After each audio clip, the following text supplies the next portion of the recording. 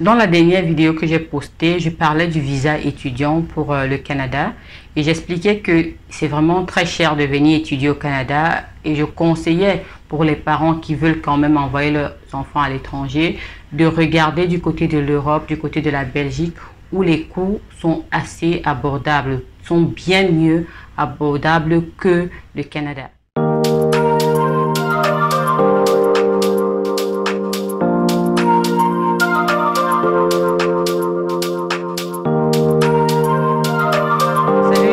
Bienvenue sur Vicky Channel. Aujourd'hui, je sors du Canada, je vais du côté de la Belgique pour juste vous donner un aperçu de comment aller étudier en Belgique. Je sais qu'il y a certaines personnes qui m'ont demandé comment j'avais fait pour aller en Belgique, étant donné que j'ai passé 5 ans là-bas. J'ai obtenu mon bachelier en banque et comptabilité en Belgique et je n'ai pas dépensé des masses pour y aller. Donc, si vous n'avez pas les moyens de payer, de vous offrir le Canada, vous pouvez faire un détour, passer par la Belgique et puis arriver au Canada. Donc, c'est pas compliqué si vous ne voulez, si le Canada est trop cher pour vous. Ouvrez-vous l'esprit et regardez ailleurs. Faites ce que j'ai fait, ça a marché pour moi, ça a marché pour plein d'autres personnes qui sont désormais au Canada et je suis sûre que ça marchera aussi pour vous.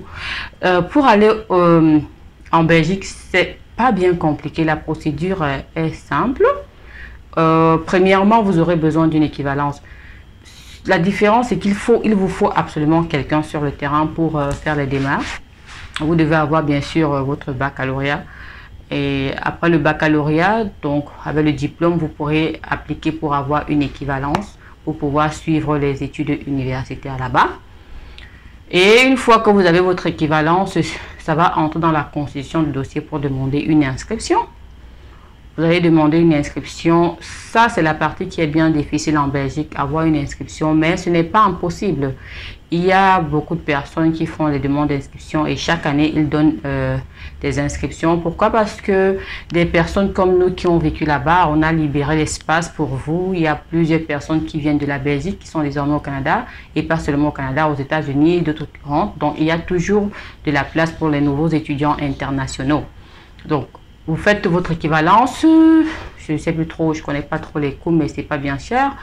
Après l'équivalence, vous allez appliquer pour une demande d'inscription dans une école qui aussi qui est autorisée à accepter les étudiants internationaux. Sinon, bien sûr, vous n'aurez pas votre visa.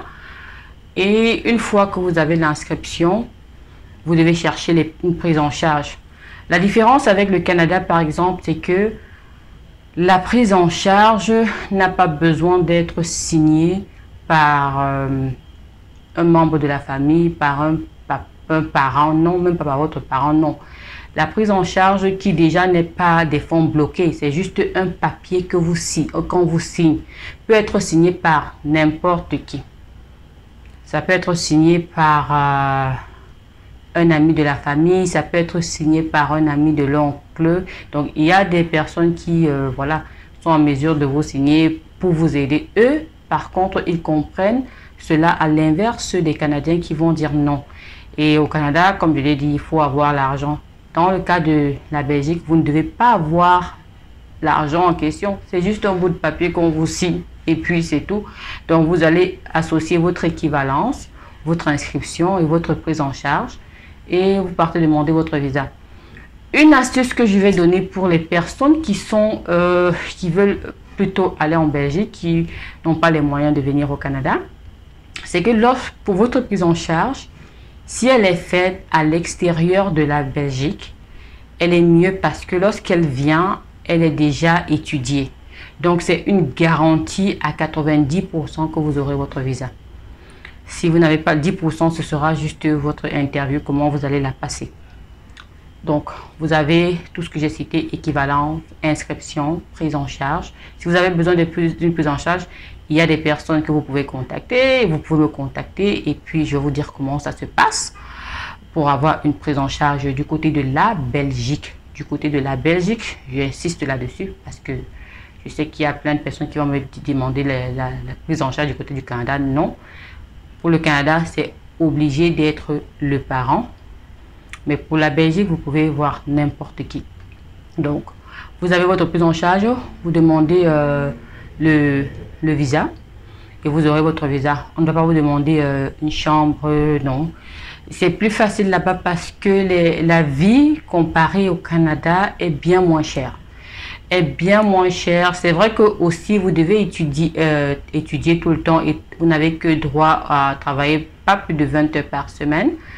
Mais c'est possible, c'est faisable, il est possible de gérer parce que j'étais là-bas, mais on ne m'a jamais envoyé de l'argent. Je m'auto-gérais. Donc, ça veut dire que pour un garçon, ce sera aussi possible pour lui de s'auto-gérer.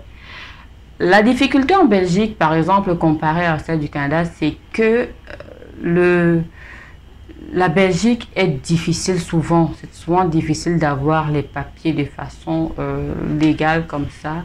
Donc, généralement, il faut passer par des chemins pas très clairs. Mais c'est possible. Donc, c'est toujours mieux d'aller. Il y a certains qui ont trouvé le travail et qui ont pu avoir enfin leur carte de séjour travailleur, qui ont changé leur statut d'étudiant à résident belge. Donc, ça veut dire avec un statut de 5 ans. C'est quelque chose que vous pouvez penser. Si c'est pas trop cher. Donc, la scolarité là-bas, c'est 1500 €. Vous imaginez. Donc, 1500 € comme j'ai dit. La prise en charge, je ne vais pas me prononcer là-dessus devant l'écran. Et les frais de visa ne sont pas chers. Aussi, le billet d'avion pour aller là-bas n'est même pas cher. Donc, c'est vraiment, vous pouvez en tout dépenser, même pas 3 millions.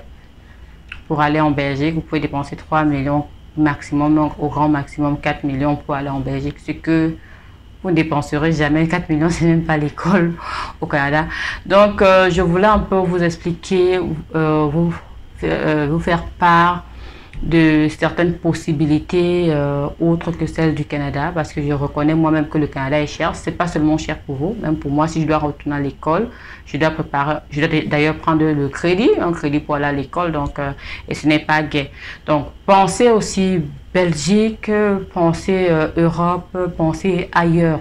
Ne restez pas simplement focalisé Canada. Je le dis tout le temps, pour ceux qui me suivent, ils le savent. Ne restez pas trop focalisé, voilà. Donc, il y a moyens. J'ai été là-bas, j'ai vécu là-bas. C'était pas pire, c'était déjà mieux que là d'où je venais. Et ça m'a permis de pouvoir faire des économies. Ça m'a permis de pouvoir avoir quelques sous pour pouvoir immigrer au Canada. J'espère que j'ai tout touché. Sinon, je ne sais pas s'il manque quelque chose, je ne pense pas. Donc, grossièrement, comme ça, j'ai tout balayé.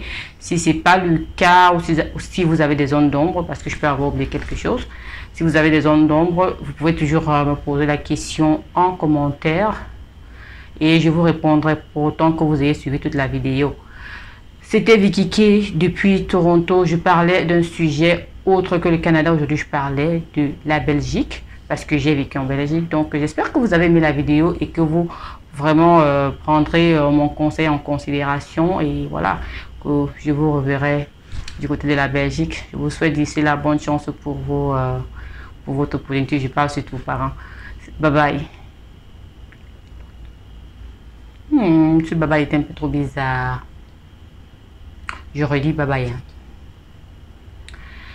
C'était Vicky K depuis Toronto. Aujourd'hui, j'ai parlé d'un sujet différent du Canada, à savoir la Belgique, parce que j'ai été là-bas et je conseille aux parents, je conseille aux personnes qui n'ont pas les moyens de s'offrir le Canada, de pouvoir s'y rendre comme un pont, comme un moyen de transit, afin d'arriver au Canada.